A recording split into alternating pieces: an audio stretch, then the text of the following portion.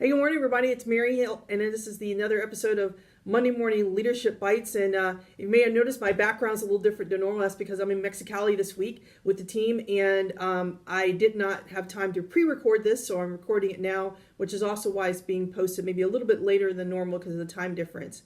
But this is week 2 for me, and what's called the 40 Acts of Generosity and Kindness.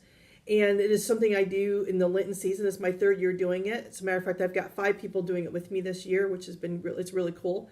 And you can find more about that by following me on Facebook or also on the Imbricaria page, or just Googling 40 Acts. But we talked about last week about kindness and leadership, and this week we want to talk about generosity.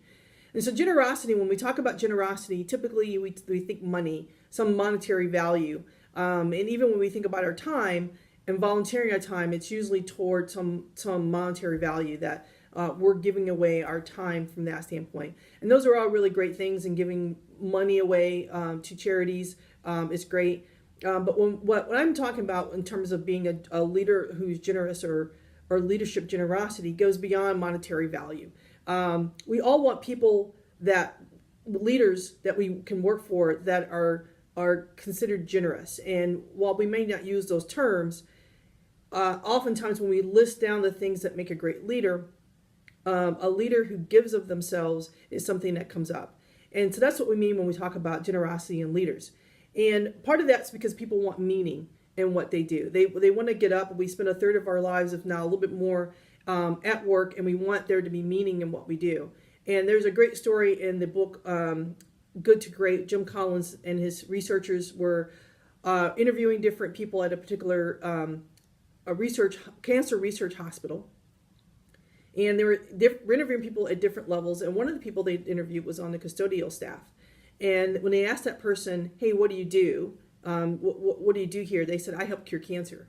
And they found that curious and continued talking with that person. And somewhere along the line, a leader took some time and connected the dots for them that said, hey, you're not just washing or cleaning or whatever.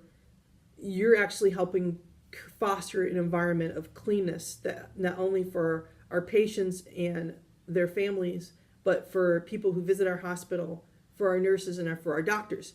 And so this person spent time giving someone more meaning in their job than just clean the floors. And that's what we're looking for when we talk about a leader who's generous, that they can give them themselves and give more than just responsibilities and tasks, but they can actually give meaning. And so as I did some research on this, we came up with 9 things you could do to be a leader who's more generous. And what we mean by this is we're looking through a lens of abundance, that what gifts do we have and what can we give to people that is of ourselves to make not only for ourselves, but also too for people to follow us. And there's 9 different ways to do that. So number 1, you can give knowledge and information. And these are not in any particular order.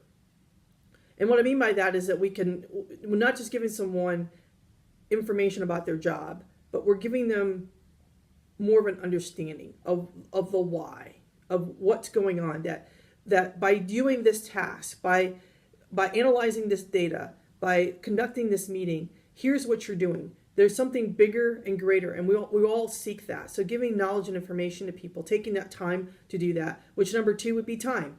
And time to mentor people, time to sit down and talk with people, that you shut down the laptop and spend 5 or 10 minutes really getting to know someone. And we talked about that in terms of kindness as well, but being generous in your time is very important. Number 3, empowerment. We can give empowerment. We can have someone feel as if what they're doing goes beyond just doing a task, but we empower them with the responsibility to do something. And we make them feel as if what they're doing can be done. And I just had a conversation with someone a couple weeks ago, and they were looking to take on a new role within their company, but they weren't sure if they could do it. And so I had them do some research, and I did some research, and we came back together again, and we had a conversation about it. And that person felt empowered to go after that. And so taking time, and then also working with that person to say, okay, here's what it means for that position. Do you have those? I think empower them to do better. It's really great when you can get someone to rise up beyond what they thought they could do. 4, credit. You can give credit away. So this is very, when we talk about leadership, this is very much what people want in our leader, is that yes, the leader is in the forefront. Leader is in with their customers, but behind them is this great team. And so often the leaders will share that spotlight and give credit. And it's not that I did something or the company did something, but we did something. They broaden that to the larger team, which is really great. Number 5, power and authority. That not only give you a task, but I give you the power and authority to do that task. And what I mean by power and authority, we can go back to week 3 when we talked about this. But what does it mean to have power? What does it mean to have authority? That I give you the task and that someone can't circumvent you and say, oh, well, I'll just talk to this person myself, and try to go to the leader, that they look at you as that person who with power, because the leader gave you that power. So as leaders, if we don't want people circumventing us. So when we give power and authority to someone, that we make that ultimate. If that's the decision they made, then that's the decision they made. Also, give them permission to make mistakes. So if for some reason that person did not give an answer that you would normally give, or it was not done in the same way, or there really was a mistake done, what we can do is we can give permission to make mistakes, because with that those mistakes comes learning.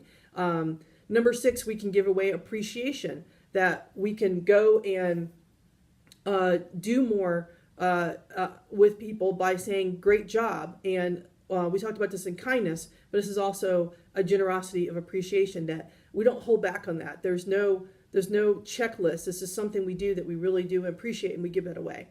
Number 7, we give a reason to work.